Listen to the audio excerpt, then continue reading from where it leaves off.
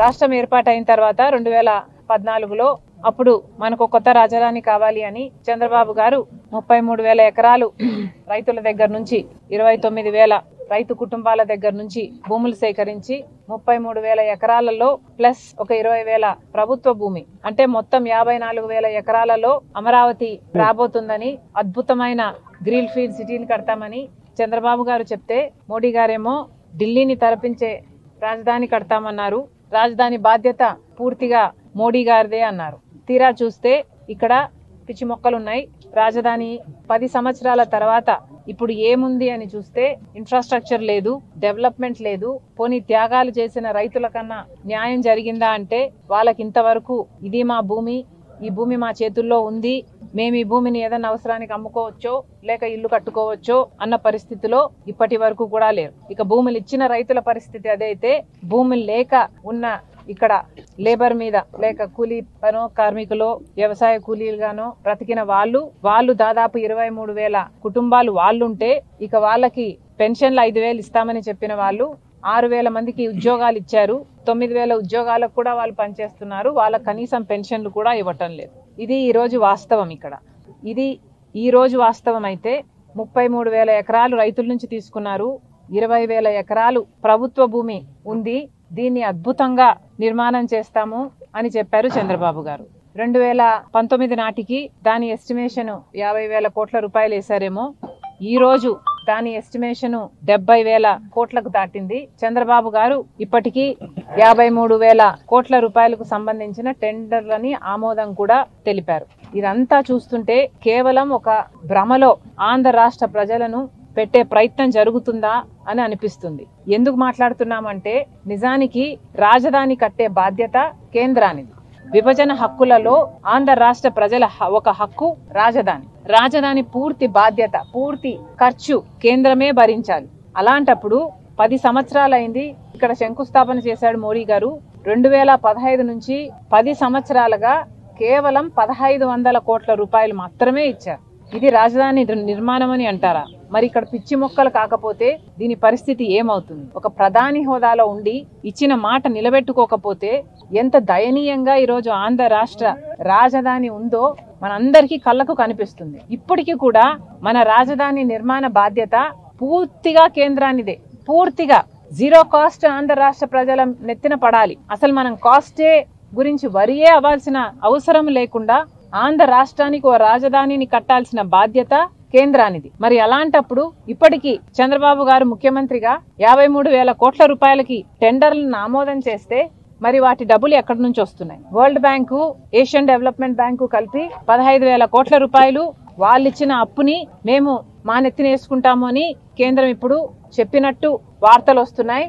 అసలు మాకు తెలియక అడుగుతున్నాము, ఈ అప్పుల వ్యవహారం ఏమిటి? చంద్రబాబు గారు సమాధానం చెప్పాలి. అసలు ఎందుకు అప్పులు తీసుకుంటున్నారు రాజధాని కోసం? చంద్రబాబు గారు సమాధానం చెప్పాలి. చంద్రబాబు గారు ఇచ్చిన బలం చేత ఈరోజు కేంద్రంలో బీజేపీ పార్టీ అధికారంలో ఉంది. ఈరోజు మోడీ గారు ప్రధానమంత్రిగా ఉన్నారు అంటే దానికి కారణం చంద్రబాబు గారు ఇచ్చిన మద్దతు. ఆంధ్ర రాష్ట్ర ప్రజలు ఓట్లేస్తే ఆ ఎంపీలు ఆ బలాన్ని అంతా మొత్తం చంద్రబాబు గారు మోడీ గారికి ఇస్తే ఈ రోజు బీజేపీ అధికారంలో ఉంది. మరి అలాంటప్పుడు ఆంధ్ర రాష్ట్ర ప్రజలకు బీజేపీ గాని మోడీ గారు గాని ఏం చేస్తున్నారో చంద్రబాబు గారు సమాధానం చెప్పాలి. పోలవరం మన హక్కు, ఇలా ఎన్నో హక్కులు ఉన్నాయి. స్పెషల్ స్టేటస్ మన హక్కు, ఇలా ఎన్నో హక్కులు ఉన్నాయి. రాజధాని కూడా ఒక హక్కు. అలాంటప్పుడు ఈ అప్పుల గోల ఏమిటి అని అడుగుతున్నాం.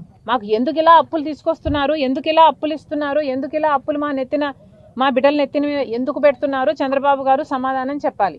ఆంధ్ర రాష్ట్ర ప్రజలు ఇచ్చిన బలం చేత ఈరోజు కేంద్రంలో ఒక ప్రభుత్వం నిలబడే ఉంది. అంతేకాదు ఒక చంద్రబాబు గారైనా, పవన్ కళ్యాణ్ గారైనా, వైసీపీ అయినా అందరూ కూడా బీజేపీకి మద్దతుగానే ఉన్నారు. ఏదో ఒక రకంగా అక్రమంగానో సక్రమంగానో పొత్తులు పెట్టుకున్న వాళ్ళే. కూటమి కట్టారు చంద్రబాబు గారు, పవన్ కళ్యాణ్ గారు. జగన్మోహన్ రెడ్డి గారు దత్తపుత్రునిగా అక్రమ పొత్తు పెట్టుకున్నారు. ఇలా అందరూ కలిసి బీజేపీకి మద్దతు ఇస్తూనే ఉన్నారు. అయినా కూడా బీజేపీ మనకు కనీసం రాజధానికి ఇవ్వాల్సిన డబ్బులు కూడా ఇవ్వటం లేదు అంటే ఇది ఎంత దారుణము, ఎంత ద్రోహము, ఆంధ్ర రాష్ట్ర ప్రజలను ఎంత భ్రమలో పెడుతున్నారో అర్థం చేసుకోవాల్సిన అవసరం ఉంది. చంద్రబాబు గారు ఇదివరకు కూడా పొత్తు పెట్టుకున్నారు, అప్పుడు విడిపోయారు, మళ్ళీ పొత్తు పెట్టుకున్నారు. చంద్రబాబు గారు పదే చెప్తున్నాము, రాత్రి పడ్డ గోయిలోనే మళ్ళీ పడుతున్నారు అని. అయినా కూడా చంద్రబాబు గారు అప్పులే తెస్తున్నాం, అప్పులతో కడతామనే చెప్తున్నారు. కానీ ఇది ఎక్కడే న్యాయం అని అడుగుతున్నాం. అసలు ఎందుకు అప్పులు తెస్తున్నారు? అసలు మీకు ఎవరు హక్కు ఇచ్చారో అప్పులు చేయడానికి? ఆంధ్ర రాష్ట్ర రాజధాని కట్టాల్సిన బాధ్యత కేంద్రానిదైతే మరి అప్పుల గోల ఎందుకు పెడుతున్నారు జనాల నెత్తి మీద? ఇప్పటికే 11 లక్షల కోట్ల రూపాయల ఆంధ్ర రాష్ట్రం మీద అప్పుంది. ఇది తీర్చడానికే ఎన్నో సంవత్సరాలు పడుతుంది, డెకేడ్స్ పడుతుంది. అది కాకుండా అదనంగా అనవసరంగా రాజధానికి అప్పు చేయాల్సిన అవసరం లేదు. ఇది మన బాధ్యత కాదు, ఇది కేంద్రం బాధ్యత. కేంద్రానికి మీరు మద్దతు ఇస్తున్నారు, మరి అందుకు బదులుగా కేంద్రం మనకి ఏం చేయాలి? కనీసం మీరు కాలర్ పట్టుకొని మేము మీకు మద్దతు ఇస్తున్నాము, మీరు కనీసం మాకు రాజధాని అయినా కట్టరా అని చంద్రబాబు గారు అడలేకపోతుంటే మరి ఎందుకు మద్దతు ఇస్తున్నారో చంద్రబాబు గారు సమాధానం చెప్పాలి. ఇవి ఏవి పట్టనట్టుగా చంద్రబాబు గారు ఒక భ్రమలో అరచేతిలో వైకుంఠం చూపిస్తున్నారు. ఇప్పుడేమో అదనంగా 40,000 ఎకరాలను మళ్ళీ రాజధాని కావాలంటున్నారు. ఇది ఎక్కడి విడ్డూరం అంటున్నాం. చంద్రబాబు గారు ఏమైనా రియల్ ఎస్టేట్ వ్యాపారిగా మారారా? ఆంధ్ర రాష్ట్ర ప్రజలకు అనుమానం వస్తుంది, కాంగ్రెస్ పార్టీ ప్రశ్నిస్తుంది. మీరేమైనా రియల్ ఎస్టేట్ వ్యాపారం చేయాలనుకుంటున్నారా, లేక రియల్ ఎస్టేట్ మాఫియా చేయాలనుకుంటున్నారా? ఏం చేయాలనుకుంటున్నారు? 40,000 ఎకరాలు మళ్ళీ సేకరిస్తారంట. 33,000 ఎకరాలకు సేకరించిన దానికే ఇప్పటి వరకు దిక్కులేదు. 3 సంవత్సరాల్లో కడతామని ఇప్పుడు ఏదైతే చంద్రబాబు గారు అంటున్నారో ఇదే డైలాగు చంద్రబాబు గారు సేమ్ సీన్ 2015లో కూడా చెప్పారు, 3 ఏళ్లలో కట్టేస్తాను నేను రాజధాని అని. మరి 3 ఏళ్లలో మీరు ఎందుకు కట్టలేదండి? మీరే కదా ముఖ్యమంత్రిగా ఉన్నారు 2019 వరకు. మరి 3 ఏళ్లలో కడతామన్న వాళ్ళు 3 ఏళ్లలో మీరు రాజధాని ఎందుకు కట్టలేదు? ఇప్పుడు మళ్ళీ 2025లో మళ్ళీ సేమ్ డైలాగ్, సేమ్ సీన్, 3 ఏళ్లలో కట్టేస్తాడట. మీరు ఏం కడతారో మాకు తెలియదు, కానీ అదనంగా ఇంకో 35,000 లేదా 40,000 లేదా 20,000 ఏదో వివిధ ఛానళ్లలో వివిధ రూపాలలో అనేక నంబర్లు వినిపిస్తున్నాయి. అదనంగా భూసేకరణ చేయాలనుకుంటున్నారని మాత్రం అర్థమవుతుంది. నారాయణ గారు కూడా చెప్పారు, ఇది చాలా అన్యాయం, ఇది చాలా చాలా అన్యాయం. దీంట్లో మళ్ళీ చెప్పడం ఏమిటంటే 5,000 ఎకరాలు దాంట్లో ఎయిర్పోర్ట్కే కావాలట. ఎయిర్పోర్ట్కు దేనికి కావాలండి? ఆల్రెడీ గన్నవరం ఎయిర్పోర్ట్ మంది ఒకటి ఉంది, అది సిఆర్డిఏ కిందకే పరిధిలోకే వస్తుంది. మరి ఆ ఎయిర్పోర్ట్ని ఏం చేద్దాం అనుకుంటున్నారు? మనకి 5,000 ఎకరాలలో ఎయిర్పోర్ట్ కావాలని చంద్రబాబు గారు అంటున్నారే, వాస్తవంగా నిజానికి ఆంధ్రప్రదేశ్కి అమరావతికి అంత బిజినెస్ ఉందా? అంత బిజినెస్ ఉందా? వాస్తవంగా అడుగుతున్నాం. ఒక్క ఇంటర్నేషనల్ ప్లేన్ అయినా ఇప్పుడున్న గన్నవరం ఎయిర్పోర్ట్కి వస్తుందా? కనీసం ఒక మామూలు ప్లేన్ అయినా వస్తుందా?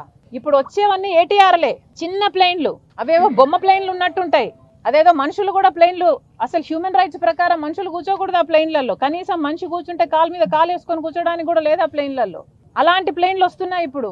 అలాంటి ప్లేన్లు వస్తున్నా ఆ ఎయిర్పోర్ట్ ఎక్స్పాన్షన్ ప్లానే ఇంకా పెండింగ్ లో ఉంది. ఇన్నిసార్లు ఎయిర్పోర్ట్లకు తిరుగుతాము, కనీసం ఎయిర్పోర్ట్ లో ఆ ఎక్స్టెన్షన్ జరుగుతుంది, ఎక్స్పాన్షన్ జరుగుతుంది, ఏదైనా పని జరుగుతుందా? కొంచెం తలకాయలు కనిపిస్తాయా? ఎక్కడైనా హెల్మెట్లు పెట్టుకొని మనుషులు ఏమైనా పని చేస్తున్నట్టు కనిపిస్తారా అని ఎన్నిసార్లు ఎత్తుకుంటానో నేనైతే. ఎవ్వరూ కనిపించరు, అసలు అక్కడ పనే జరగటం లేదు. ఈ ఉన్న ఎయిర్పోర్ట్ ఎక్స్పాన్షన్ ప్లాన్కే దిక్కు లేకుండా పోయింది. ఇక్కడికే కనీసం ఒక పెద్ద ప్లేన్ కూడా రావటం లేదు, ఇంటర్నేషనల్ ప్లేన్ ఇంక అసలే రావటం లేదు. మరి అలాంటి అప్పుడు ఇప్పుడు మనకు 5,000 ఎకరాలలో ఇంకొక ఎయిర్పోర్ట్ కడతారట. ఏదో పెద్ద అంత బిజీగా హైదరాబాదు సికింద్రాబాదు మన రాజధానిలు అంతంత పెద్దగా అయినట్టు, ఆలు లేదు సూలు లేదు కొడుకు పేరు సోమలింగం అన్నట్టు. దేనికండి అని అడుగుతున్నాం. చంద్రబాబు కొంచెం భూమి మీద నడుస్తే బాగుంటుంది, ఆకాశంలో పయనిస్తున్నారు. అలాగే అరిచేతిలోనే అందరికీ 3D గ్రాఫిక్స్ వైకుంఠము చూపిస్తున్నారు. అది కాదు సార్, వాస్తవం కాదది.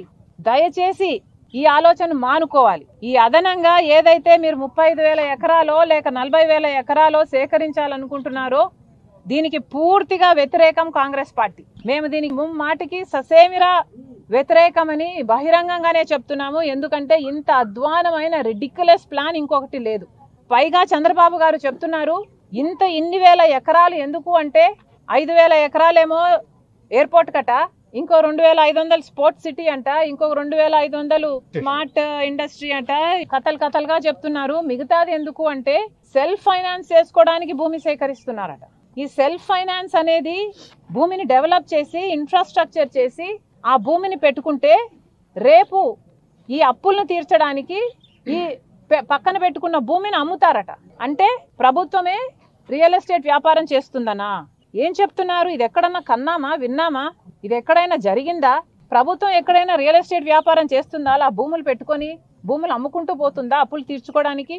ఆ టైంలో ఎవరు గవర్నమెంట్లో ఉంటారో ఆ టైంలో ఆ భూముల్ని ఆ గవర్నమెంట్ ఉన్న గవర్నమెంట్ ఎవరికి అలాట్ చేస్తుందో ఏ రేట్లో అలాట్ చేస్తుందో.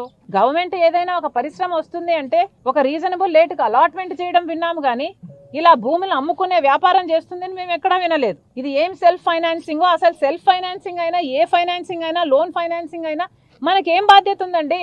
మనం ఎందుకు చేయాలి? ఇది కేంద్రం బాధ్యత కదా.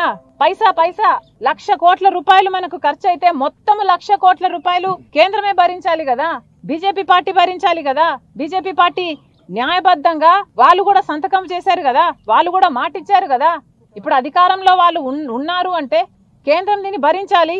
మోడీ గారు మాట ఇచ్చారు కదా. మరి అలాంటప్పుడు మనకి ఏం అవసరం ఉంది? లోన్లు తెచ్చుకోవాలన్నా సెల్ఫ్ ఫైనాన్సింగ్ తెచ్చుకోవాల్సిన అవసరం మనకి ఏముంది? చంద్రబాబు గారు సమాధానం చెప్పాలి. మళ్ళీ చెప్తున్నాం, ఈ 40,000 ఎకరాలు లేదా ఈ 35,000 ఎకరాలు ఏదైతే చంద్రబాబు గారు అడిషనల్ గా రాజధాని కోసం మళ్ళీ భూసేకరణ అంటున్నారో ఇది చాలా విడ్డూరమైన ఐడియా.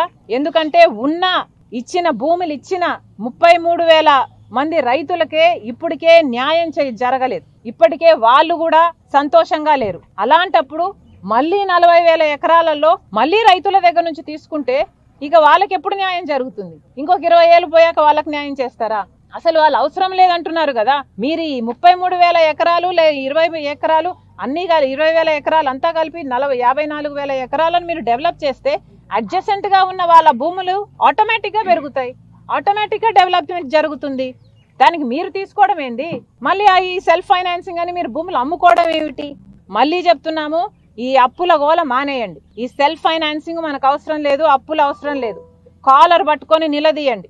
మాకు డబ్బులు ఎందుకు ఇయ్యరు? మాకు రాజధాని ఎందుకు కట్టరు? 1,00,000 కోట్లు విలువైతే 1,00,000 కోట్లు ఇవ్వాలి, లేదా కనీసం 50,000 కోట్ల రూపాయలన్నా చంద్రబాబు గారు కేంద్రం నుంచి తెచ్చుకోవాలి. ఇది చంద్రబాబు గారి బాధ్యత. ఎందుకంటే ఆంధ్ర రాష్ట్ర ప్రజలు ఓట్లేసి చంద్రబాబు గారిని గెలిపిస్తే ఆ ఎంపీలను తీసుకెళ్లి చంద్రబాబు గారు బీజేపీకి సపోర్ట్ ఇస్తే ఈరోజు బీజేపీ పార్టీ అధికారంలో ఉంది. కాబట్టి మళ్ళీ హెచ్చరిస్తున్నాం, ఈ ఆలోచనలు మానుకోండి. ఈ రియల్ ఎస్టేట్ మాఫియాలను, ఈ రియల్ ఎస్టేట్ వ్యాపారాలను చంద్రబాబు గారు కట్టడి చేయాలి.